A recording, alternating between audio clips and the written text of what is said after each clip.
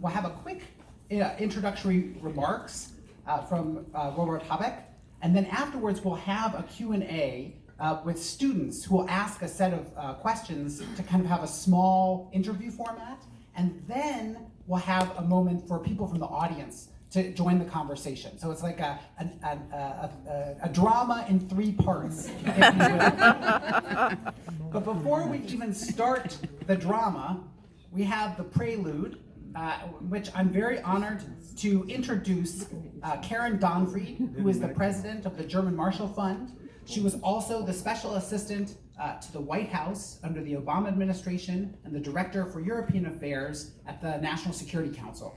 And so Karen is going to give some brief remarks introducing our guest speaker, and then we'll start the show. Thanks so much, Abe. And the most important part of my bio is that I am on the advisory council of the BMW Center here at Georgetown. So I am delighted to be here not only for that reason, but also to help welcome Robert Habeck to Washington. In Germany, Robert Habeck is a household name. Everybody knows him. That's less true in the United States, but I would say give him a couple of years and then let's talk again. Robert Habeck became the chair of the German Green Party 2 years ago, and together with his co-chair, Annalena Baerbock, and as the president of the German Marshall Fund, I have to drop a footnote that Annalena is an alumna of our fellowship program. So I'm delighted about the duo at the head of the Green Party. The two of them led the Green Party's successful campaign in last year's European Parliament election. Robert is a writer turned politician who entered politics in the northernmost German state of Schleswig-Holstein back in 2009.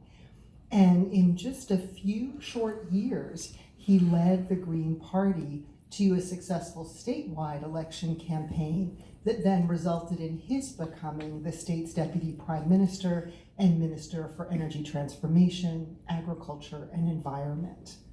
Today, he wants to share with us his progressive vision for the future of Europe. That vision and how such a vision can be implemented are critical, not only for his own country, for Germany, but surely also for Europe as a whole and for the United States. Europe has been the essential partner for us in this post-war period as we've sought to build a world that is grounded around principles of liberal democracy, rule of law, rights of the individual, free press, and so much more. And many of those values are being challenged in fundamental ways in the transatlantic space today. And we need a strong Europe if we want to prevail in the fight for those values. Yet, it is unclear today where that leadership in Europe will come from. Over the past 7 decades, the German-French partnership has been the critical engine driving European integration. But that engine seems to have stalled. In the latest ARD Deutschland Trend poll that was taken on January 9, one of the questions asked Germans, if you were voting this weekend, what party would you vote for? The 2 top outcomes were for the Conservatives, Merkel's CDU and her sister party, the Bavarian CSU, and the Green Party. The Conservatives topped the poll with 27%, and the Greens were second with 23%. The Greens are on fire. And I say that not just because of the environmental concerns that have been part of the success of the Greens, but so much more. And if we look at the last federal election in Germany back in 2017, the Greens received 8.9% of the vote. So let me just repeat how they're polling today. 23%. Wow, that is a stunning change in a relatively short period of time. So when we think about Germany's political future, the governing coalition that is most likely to succeed the current so-called Grand Coalition is a coalition between the Conservatives and the Greens. Now, whether or not the Greens occupy the chancellery in such a coalition, their perspectives will affect every aspect of German policy, including how Germany will seek to steer Europe's future. For all of these reasons, we should listen especially carefully to Robert Habeck's vision for Europe. And with that, I would love to give Robert the floor.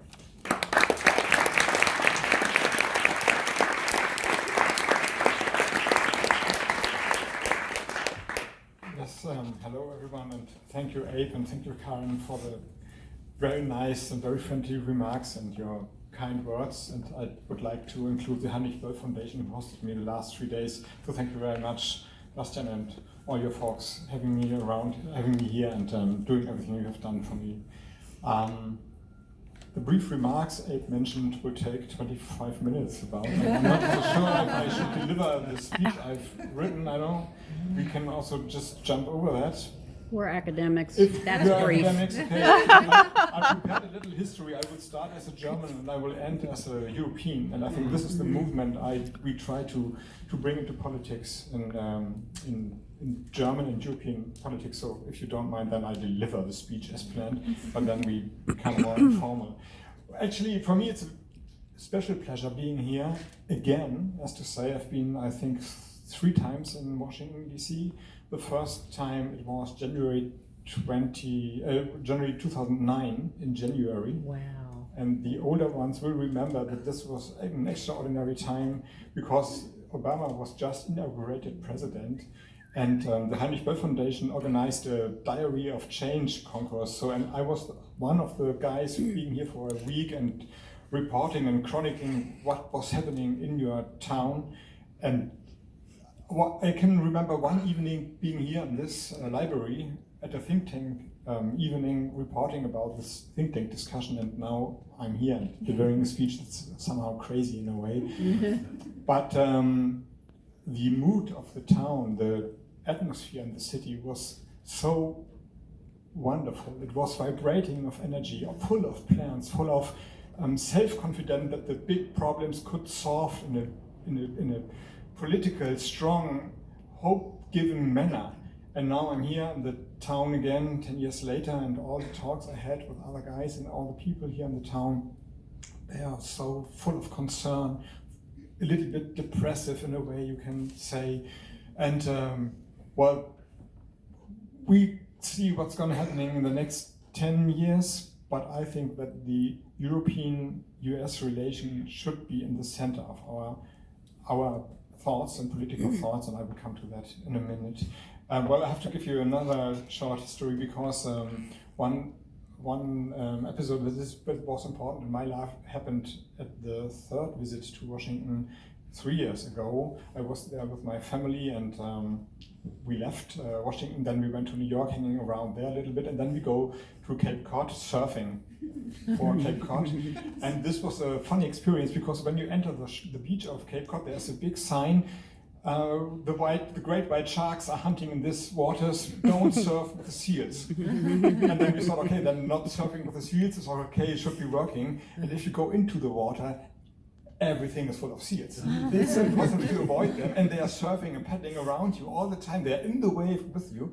And when we got out of the water and lying at the beach a little bit, there was a great crowd at the time, and then there was a sea lion at the beach with a big wound in its belly, and all the intestines were wobbling around, and the ranger said, okay, yeah, it was a big white, but let's say it's 3 hours ago, so don't be afraid. Well, and I come also back to this little episode in 20 minutes or so. Okay, but, well, for me it's important to remember what made us such a strong and united partnership in the first place. Our partnership, the European, German, and American partnership, was based on a civilizational achievement that were anything but self-evident. They have always been heavily contested, and today they are political battlegrounds once again. So-called alternative facts, an Orwellian invasion of language and attempts to rewrite history, all these are not symptoms of a crisis, but they are a crisis of reason. This crisis is a challenge we share, just like we share a common heritage. And from that heritage, a common responsibility for our future. The Age of Enlightenment, here in this library, the French and the American revolutions laid the foundations for liberal democracy, the primacy of scientific insight over religious doctrine, and the recognition of dignity and rights of every human being on this planet. Then German fascism and the world wars that Germany unleashed almost led to the extinction of democracy, human rights and freedom in the European continent, and cost the lives of many millions of people. It was thanks to the United States and its European allies that fascism was defeated in Europe. You gave us a third chance to prove ourselves as peaceful fellow citizens in Europe. Yesterday, I had a meeting at the Pentagon, and at the walls of the Pentagon hallways, I don't know if you've been there are these pictures and relics of various military operations. One scene was the Berlin airlift. It is still astonishing how the American people helped feed the German people after 1945. 1 in 10 Germans received a care package with food. I can remember the stories my parents and my grandparents told me. Coffee or candy. It is well remembered in Germany. And this happened even though the Nazi regime persuaded a deadly hunger plan to starve other countries during the war. So just a year later, the vice versa thing happened. Your country did not take revenge, but instead imported almost 20 million tons of food to Germany between 1945 and 1949, a historic rescue operation that is still unparalleled today. A rescue without which millions of people would have starved to death. And you initiated the Marshall Plan, which helped rebuild the economies in Germany and Western Europe. One price that had to be paid, and for which we Germans are also responsible, was the division of our country and the division of Europe. And once again, it was first and foremost the United States who, alongside its European partners, helped reunite Germany and helped deliver on the promise of freedom in Central and Eastern Europe. None of this would have been possible without courageous politicians who trusted each other in critical situations, who were guided by a clear compass of democratic values, who relied on the US-European alliance. Well, I think I would like to see more of that in today's politics. We are facing global crises, such as climate crisis, yet politics is becoming more and more national in its outlook. In recent years, we were witnessing the return of geopolitics that divide the world into spheres of power. Instead of overcoming ideologies, we see a surge of fundamentalism, religious and by no means only Islamic, and national fundamentalism. And all over the world, we are witnessing the erosion of old and time-honored democracies. And this is also especially true in Europe as well. My country, Germany, is still considered relatively stable, but in a survey last year, only 47% of Germans said that representative democracy was the best form of government in Germany after all that has happened. The sentiment that is expressed in this skeptical view, I think, is a longing for respect and recognition of the people. I have clearly seen this myself on the campaign train in the German states of Saxony and Brandenburg last year. In these Eastern German regions, in the region of the Lausitz especially, there's a large lignite area. Germany must phase out of coal, and quickly, in order to reduce its CO2 emissions. So you can imagine the fears, the resentment, the rage in those coal mining regions. On the campaign trail, I tried to ease these fears with facts and figures. this many billions in structure aid will flow into the region, we will develop new infrastructure, expand broadband, railway networks, and so on and so on. But none of that really helped to calm the protests. I found that the only way to ease the tension was to say, okay, listen, your grandparents, your parents, and all of you, you have been the backbone of the booming German industry. You sacrificed your health and your lives so that Germany could have reliable and affordable energy. And before we move on, before we continue our discussion, let me say thank you for that. This was the only way to start a meaningful conversation. And I have experienced similar situations in discussions with conventional farmers, fishermen, workers of the automotive industries. These kinds of exchanges give us some sense of how we might emerge from the crisis of democracy. People want to be recognized as human beings. They want to be seen and heard, recognized and respected. They do not want to be mere strategic pawns of anonymous events, and they don't want to be called deplorable.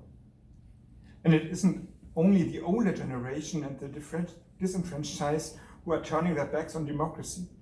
Young people, in particular, are becoming estranged from democracy and increasingly favor strong leaders. Consider the movement School Strike for Climate, which is very strong and very popular in Germany. We must acknowledge that the greatest danger for this generation is not that they are getting too radical in their demands. The greatest danger is that they become democratically demotivated. What have these children actually done? They have skipped school for 2 hours. Oh, how bad it is. School 2 hours on Fridays. They sang songs, they made posters. They didn't vandalize train tracks or assault banks like the Yellow Vests in France. They didn't throw Molotov cocktails like the G20 protesters in Hamburg. They opted for the most civilized form of democratic protest imaginable. What kind of sign does the government send to them when it fails to act? It's telling them, do whatever you want, we don't care. Decisive, successful, consistent action against the climate crisis is not only an ecological imperative, it is a litmus test for democracy as well. We cannot allow it to fail because if we do, we risk losing the future change makers for our democracies. So the survival and the revival of liberal democracy is one of the defining questions for the future of the European Union. So how should Europe respond to the crisis of democracy, to the climate crisis, and to the shifting geopolitical and technological landscape? Let me start with economic and fiscal policy.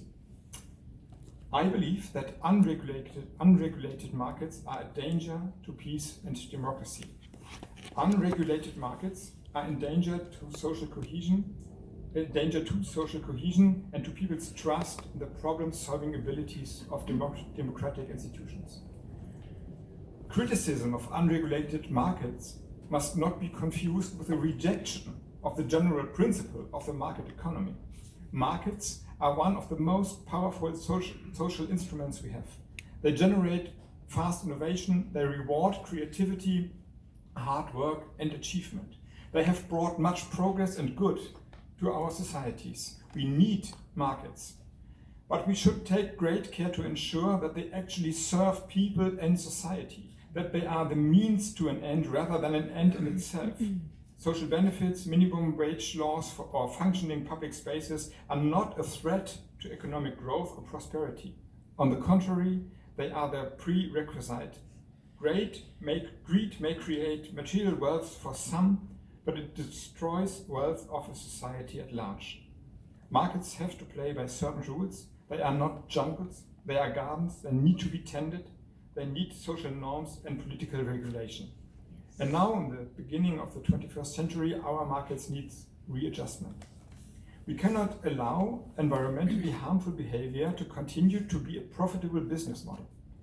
We need to abolish environmentally harmful subsidies in all sectors. And of course, CO2 and all the emissions that drive climate change need to have an effective price for markets to change. As I discussed during my visit with members of your Congress, giving CO2 a price is also an issue here. A CO2 price is a simple market-based mechanism. Those who use our resources wisely will have a competitive advantage over those behavior damaging damage the climate. Climate protection will become cheaper. Climate destruction, the cost of which has so far been borne by the general public, will become more expensive.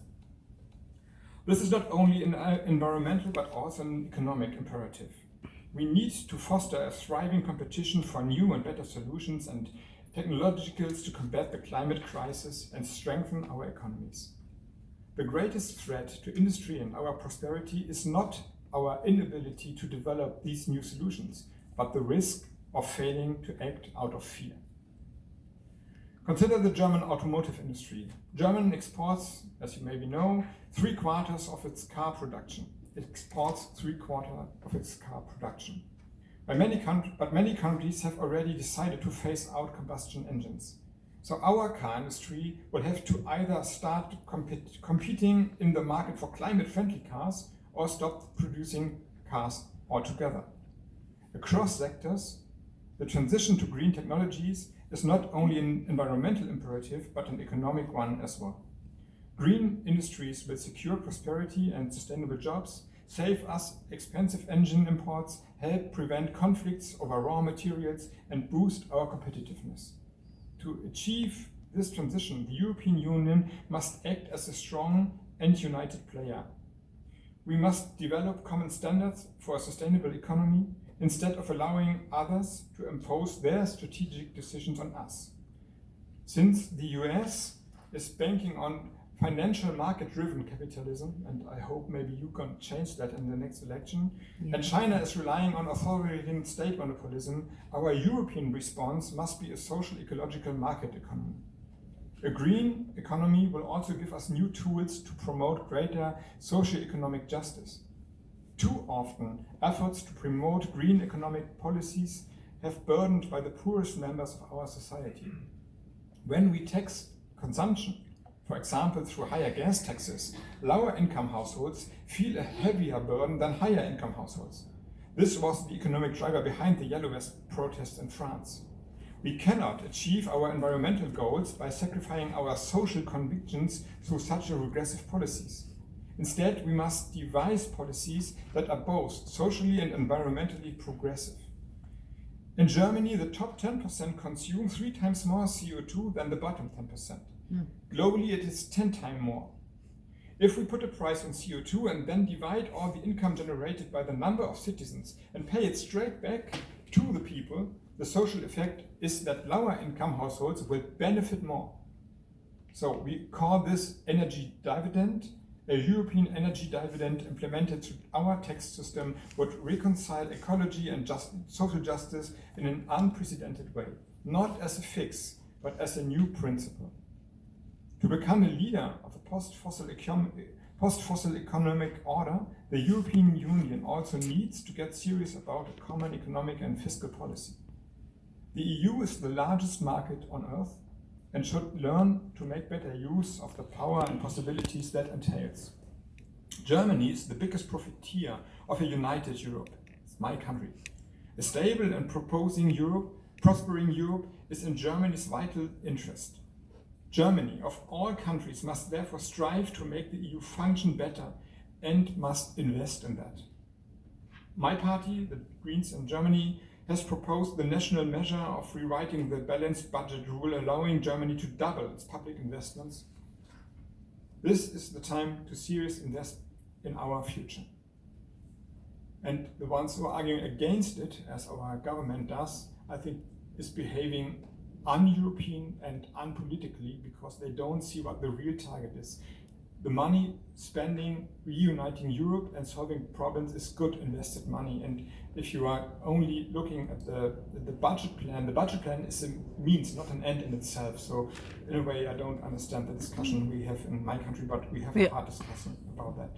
So Europe also needs a fiscal policy. This is the result of that, not only monetary policy.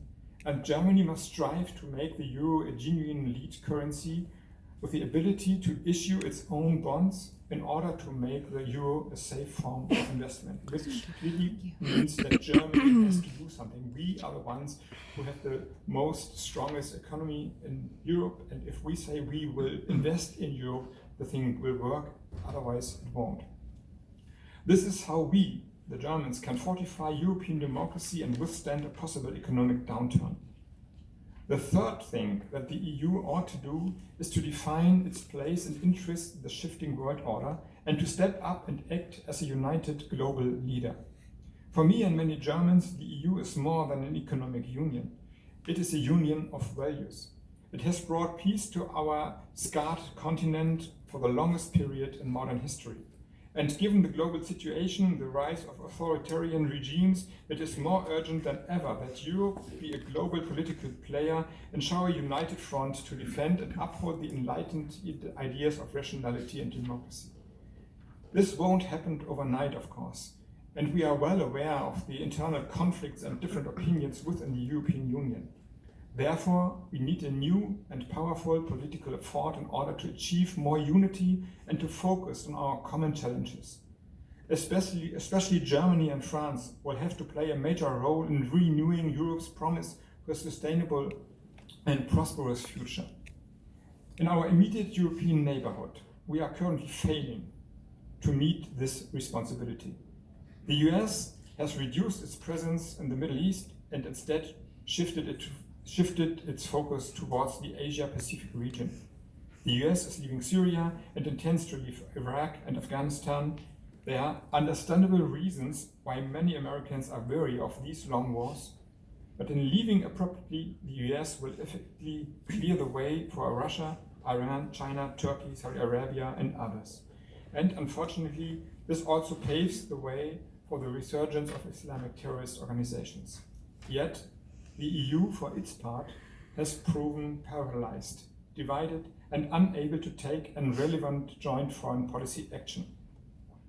Only the recent agreement on Libya by the international community reached in Berlin some days ago is a step forward.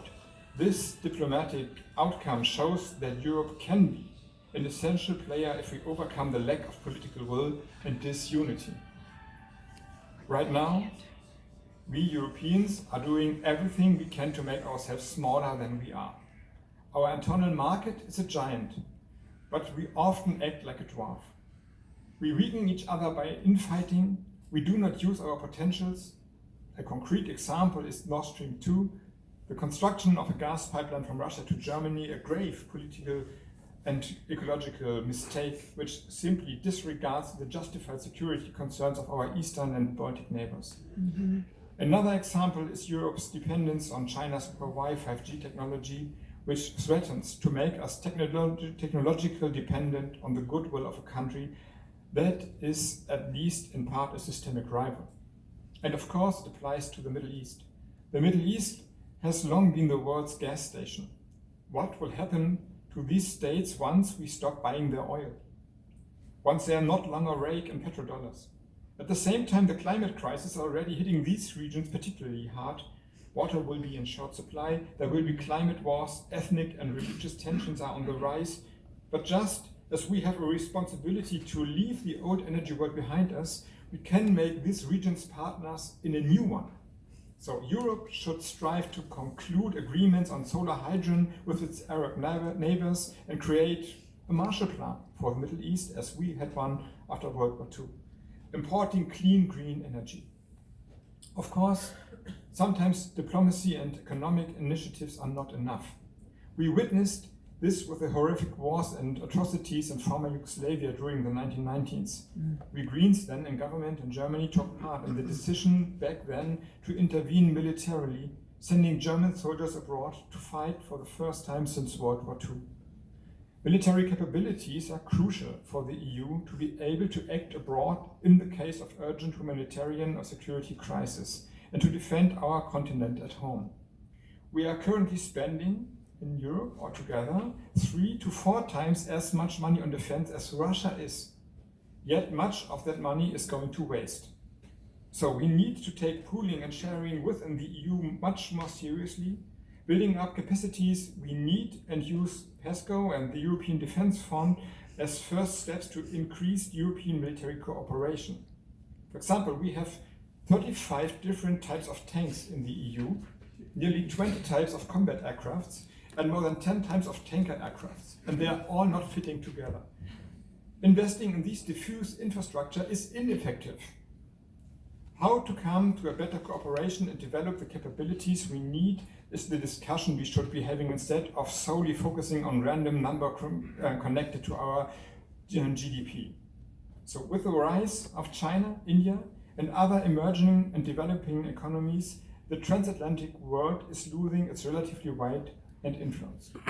And many talks I had here in Washington was about what we understand as transatlantic relation. And I think it's a qualified idea. It's an idea of values, not just having each other phone numbers and meeting them that often, but it's an idea behind it, as I tried to work out.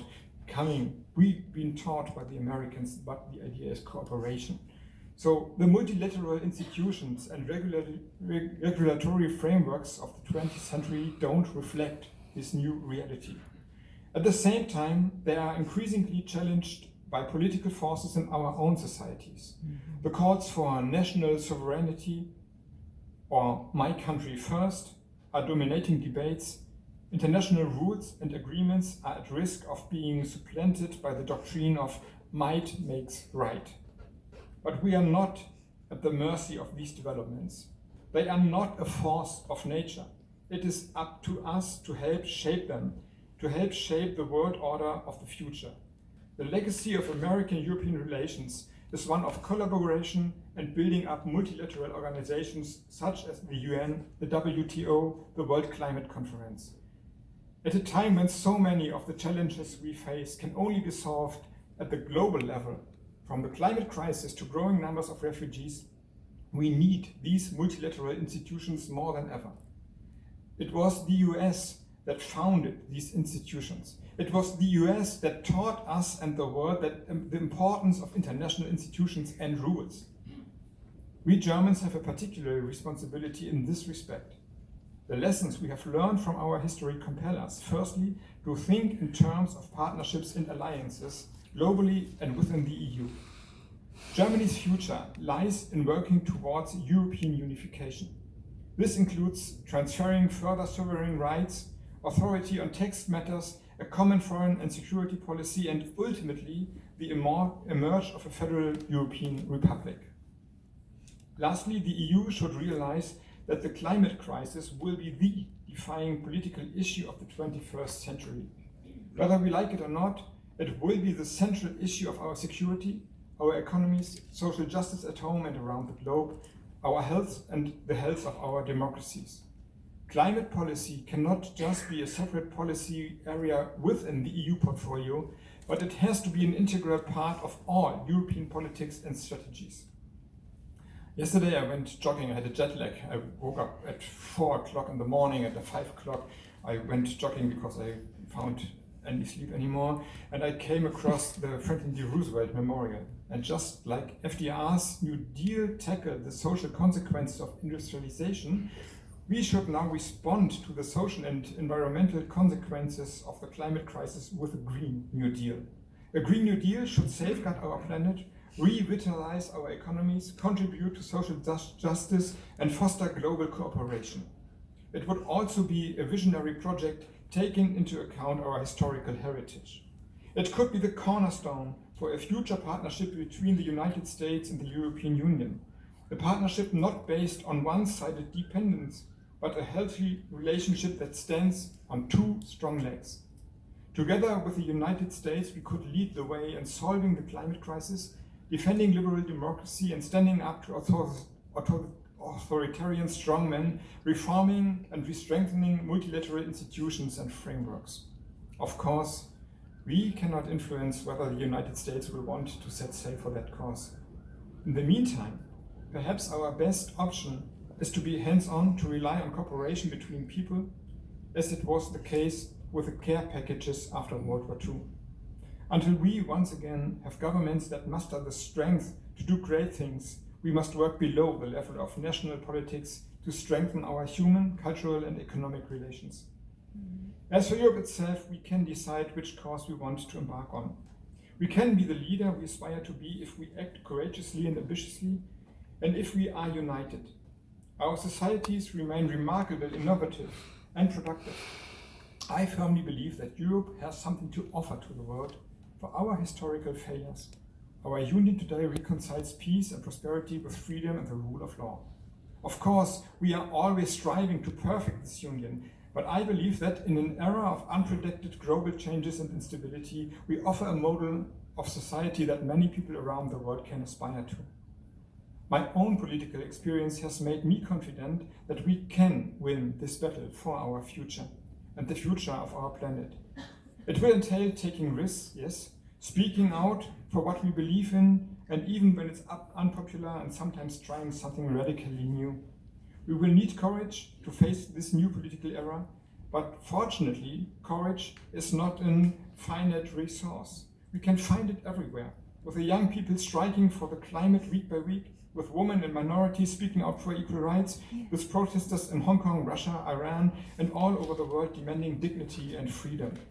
So, in a word, there are more seals than white sharks. And this is what we have to believe in and trust each other. So thank you for your attention, and I look forward to our discussion. Thank you very much.